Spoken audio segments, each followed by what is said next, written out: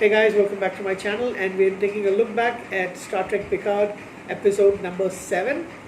And I must say, this is the episode that I've been looking forward to ever since I heard that these actors are going to be making a guest appearance in the show. And it did not disappoint at all. It was absolutely heartfelt. It was completely here. It gave me the feels completely. So, anyway, this particular episode is called Nepenthe. I think that's how you pronounce it, and it's named after. It's the name of a planet. So, as the episode starts, we get to see 3 weeks ago when Agnes Jurati was sitting in Okinawa near the Daystrom Institute, and she was having a lunch. She was on a lunch break, and she's approached by Director of Security Commander O, played by Tamlyn Tomita, and she goes and asks her about her meeting with Picard, and she tells her that I'm aware that you shared some data with her regarding what's his name now, Bruce Maddox, and his work. So after some time, Commander O tells her that she wants Agnes to go on Picard's mission and kind of be like a spy for them. And when Agnes asks why, she decides to show her through a mind meld what would happen if synthetics were allowed to exist. Now, this is probably some of the most disturbing things we've ever seen in Star Trek. I can remember one episode where something similar was shown, but yeah, this is. So during the mind meld, Agnes is shown visions of some, I believe they're women, all of them are women dressed in black surrounding some artifact, destruction of planets, people getting destroyed, people ripping their skin out, committing suicide, whole cities and planets getting destroyed. I think one of them is Earth, I'm not really sure. And it's really horrific for her to see. The moment she lets go of the mind meld, Agnes pukes, and like she's absolutely traumatized. So now we understand why she did what she did in the previous episode in killing her, I guess, former lover, or maybe her lover. Maybe they still were lovers at that time with Bruce Maddox. So why she killed him is now something that we know. Because she has been shown if synthetics do actually continue to exist, it will be the death of all organic life, I suppose. And I guess most of the people that they show in are Vulcans or Romulans because of the years, and they have green blood as well, so we're not really sure exactly what. Seems like some kind of nuclear explosion, but finally, a whole planet is actually exploding. So she is given a tracking device that she can actually ingest and chew, and it will stay in her system, and with that she tells that Commander O tells that her operatives, meaning Narissa and sorry, not Narissa. Is that Narissa?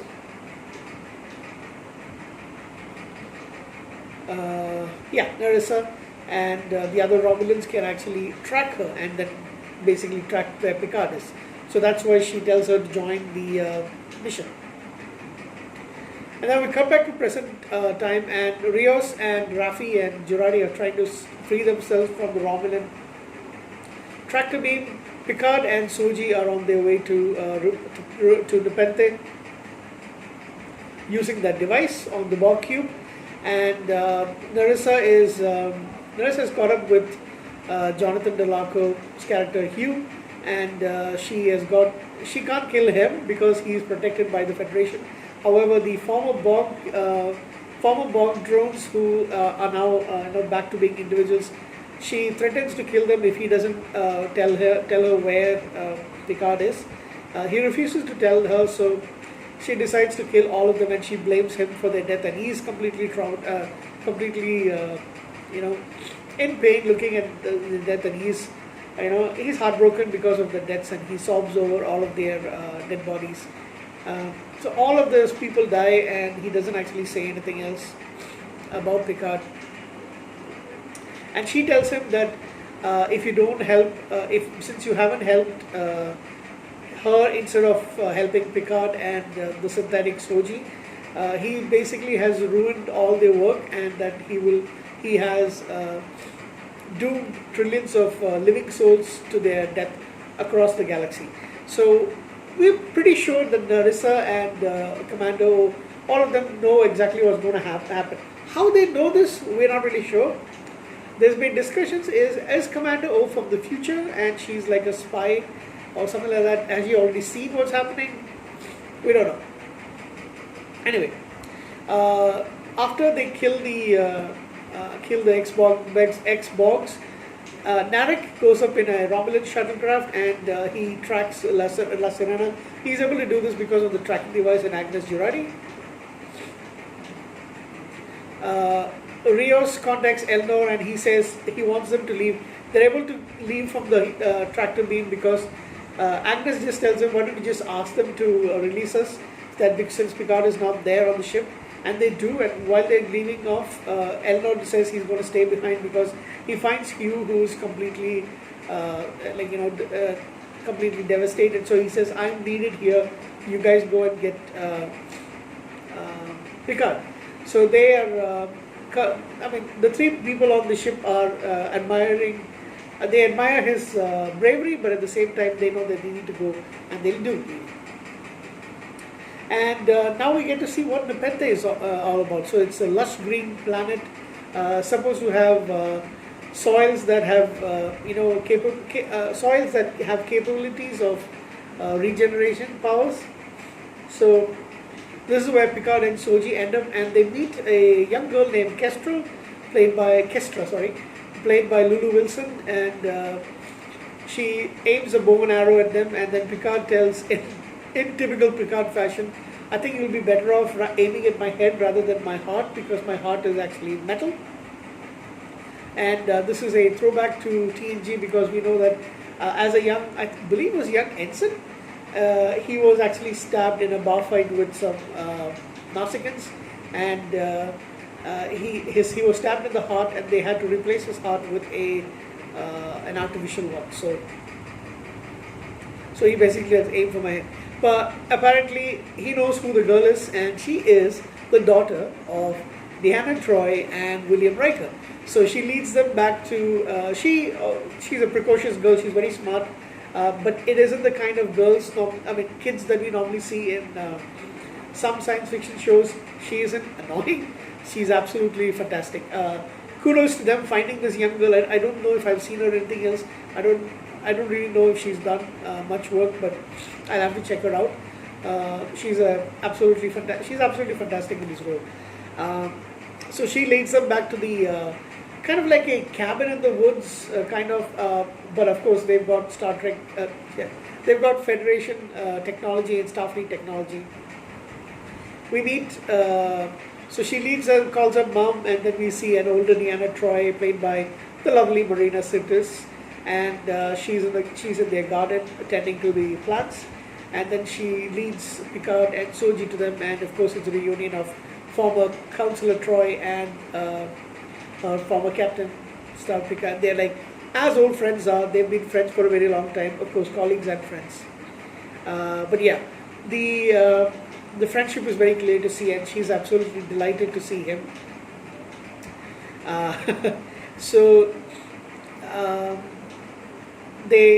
She is able to sense that Soji is a synthetic. She isn't actually human. She appears to be, because she can't get anything from Counselor Troy's half beta said she can actually sense emotions. So she isn't sensing anything from Soji. So she already knows that Soji is synthetic. And then we meet William Riker, white beard, a typical dad. A lot of people have actually said this. William Riker is now a dad. Basically, he's like, the dads that you see on television. You see, he probably makes a lot of dad jokes. I make a lot of dad jokes, even though I do not have kids myself. So yeah, he's making pizza. So he's cutting up some stuff. He apparently, their daughter Kestra has actually gone to get some kind of animal which they can. She's hunting for some animal which they can cut and make into some kind of sausage or something like that. and then there is a reunion of two captains. Well, actually, when he retired, he was an admiral, and uh, I suppose they don't actually say that too much, but I suppose he's still William Riker is still a captain. He's the captain of the USS Titan. That's what you see happens at the end of Star Trek Nemesis. He gets his own ship. But however, he actually is mentioned. Picard actually calls him a commander. Anyhow, well, anyway, that's what he's known most as. So it's a reunion of former XO and captain, and it is absolutely warm to see. He is surprised to see him, and he immediately recognizes that Picard is in trouble. So he tells, "Are you?" And he says yes, and he says immediately, "Shields up." And then he says, since it's the Romulans, they've got cloaking technology, so he also enables the anti-cloaking device. Even though they're living in the woods, it looks like well, it's not a rustic place. It kind of looks like a very nice place to stay in, but it is like a wooden cabin, a big wooden cabin. However, they are well protected. So apparently, now here's the things that we actually come to know. I love this part. It's very sad. They came to this planet because main reason is they had a son called Thaddeus, and he had a rare disease which they couldn't find a cure for, and one of the options was to come to this planet because of the soil. It's got regenerative powers, so they looked at possibly getting him extending his life, or maybe getting a cure through the soil of that planet. Maybe there's a radiation that actually helps it. However, he dies, and so Will Riker and Deanna have lost their son. Kestra's lost her older brother, and there's some beautiful dialogues around about naming planets. So since Tad was born on a planet, on a spaceship, he doesn't actually have a home planet because he was not born on Earth or Beta Z. So he used to make up languages. He made up 11 languages before he passed away. 9 languages or 8 or 11 languages, something like that. And he's always wanted a home planet. So they actually came in and settled on this particular planet. So he used to be very curious about other cultures and other races. So all of that stuff goes on. It's a beautiful log cabin where Picard and Soji are given time to rest before dinner. And although Picard is not able to rest at all, Soji goes and takes a shower, takes a little nap. She bonds with Kestra. Kestra is the kind of girl who would actually make friends in an instant. That's what I said. They really found the absolutely wonderful character, and she does a bang-up job. Doesn't come out as annoying, doesn't come out as too smart or anything like that. She is pretty smart, but she's also got the vulnerabilities of a young girl who is missing her brother who passed away. You can see the sadness in them. You can see the sadness in Marina's, in Deanna Troi, and she does her best counseling work when she speaks to Soji, and it was amazing to see that.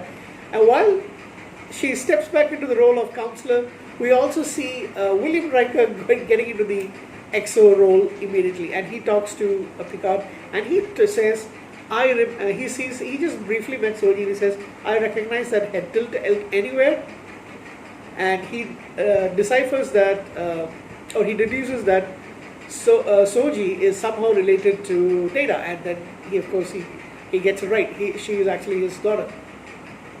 So Picard fills him in as much as he can, and he tells him, you've got to approach it from the point of view of that this person has completely lost her entire life and all that stuff. There's no way that any of us could actually imagine what it is and all those things, but what do you call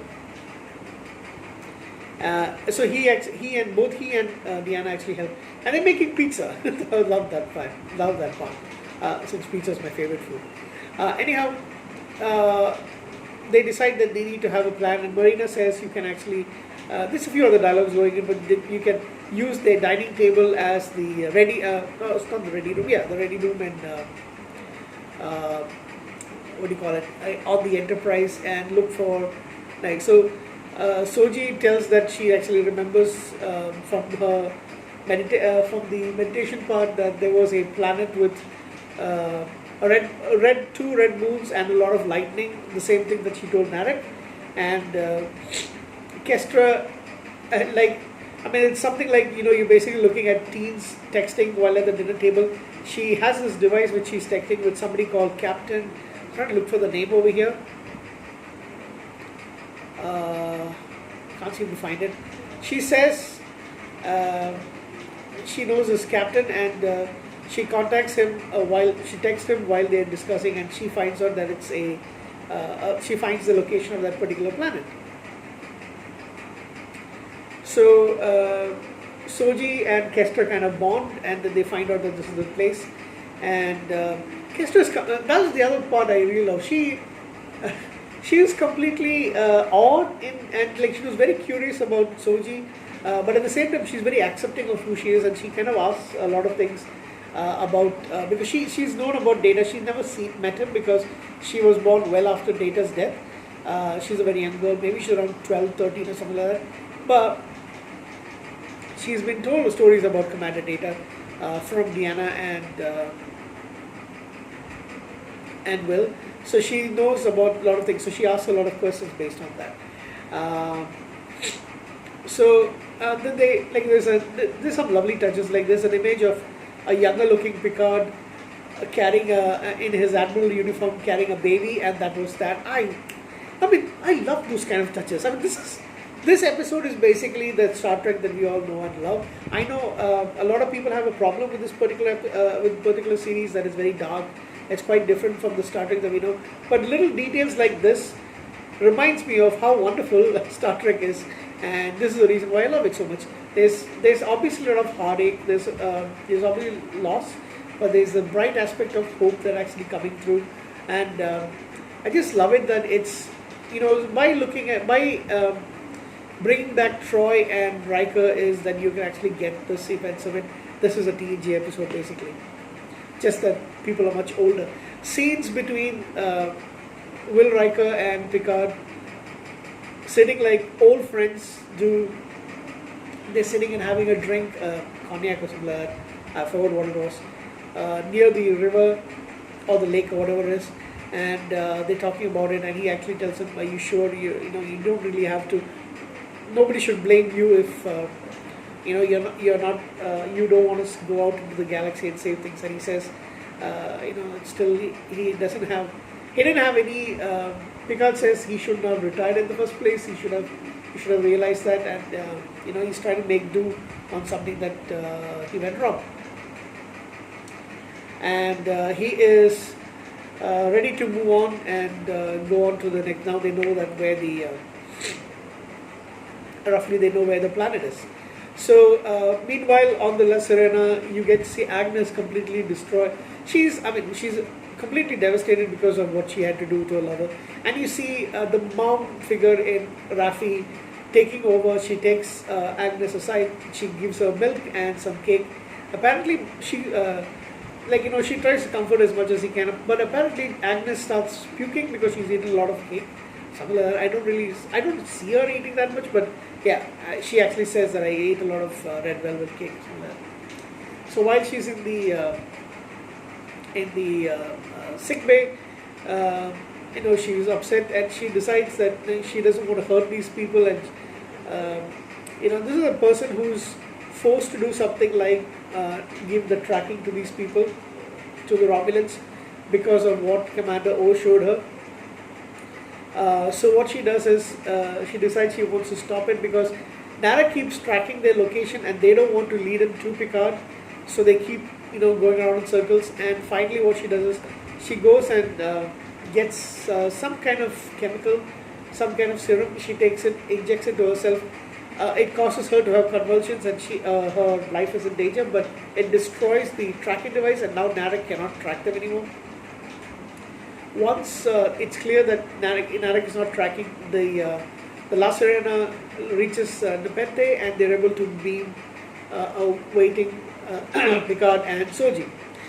Before they leave, there is a nice moment with Kestra and Soji, and she gives him a she gives her a broken compass that she has, and says maybe it'll give you luck or something like that. It'll always guide you, and it's obviously they've completely bonded like two sisters could. And remember, Soji's missing her sister as well, her sister who was dying. So that was absolutely beautiful. But nothing was. It was, even though as beautiful as it was, it wasn't anything compared to what the goodbye scene between. Oh man. While I was watching it, I was actually tearing up. While I was posting an image of this group, of this trio hugging, I was weeping. Tears were in my eyes. I'm lost for words. Troy, Riker, and Picard have this touching goodbye scene, and they hug it out, and it was absolutely beautiful to see. Oh boy, so much memories of TNG. One of the classic series of all time, and now you're seeing an older Riker, an older Deanna Troi, and an older Picard. It gave me the feels. I am not sad. I'm not embarrassed to say this. Star Trek has made me weep on a few occasions. This was one of them. Anyhow, I was trying to see if there's anything else that I missed. Oh yeah, there's a fight scene, a small fight scene between Elnor and... sorry about that, I've got a call in between, so I had to cut. There's a small fight scene between Elnor and Marissa. She's pretty, she's a killer basically. And in the physics, she actually kills Hugh by throwing an arrowhead kind of thing against his on his neck, and he dies, leaves out and dies. However, I'm not really sure if that's the last we see of Hugh. I have a theory about what's going to happen next, but I would rather wait and see if my theory is actually correct. Anyway, Elnor and her battling it out, and it's obvious that they kind of match for each other. They duke it out. However, Elnor is able to escape before she can shoot him. I'm not really sure what's going to happen to Elnor. I would like to see him survive and get back with Picard. I'm pretty sure that that's going to happen, but it might take another episode or so. Yeah, that's kind of it. That's kind of it for this episode. Like I said, it's an absolutely wonderful episode. There's a few things like the weakest part of this series of this episode was what's happening on the Borg cube. But however, having said that, this was absolutely a fantastic episode overall. I would give it a 9.5 out of 10. Yeah, just that 0.5 this bit. Everything else was absolutely wonderful. What's going to happen to Girardi, because she's now having convulsions and she's lying on the bed, and you see the emergency hologram version of Rios come out, and then he looks at her and he's like completely shocked. So that's her life is at stake. Elnor is at stake. We have Hugh who's dead. Next episode 7 and 9 comes back. So there's a lot of things that's to look forward to. We are getting down to the last section of the last 3 episodes are coming up, 8, 9 and 10. Not really sure how this is, they're going to end this particular series. There's a football match that has actually started. I'm missing that just so I could finish this review on. So yeah, it's the longest I've done for Picard, because it's absolutely beautiful episode. 9.5, my favorite episode so far. Loved it. So thank you very much, guys. Live long and prosper. I shall see you soon. Good night.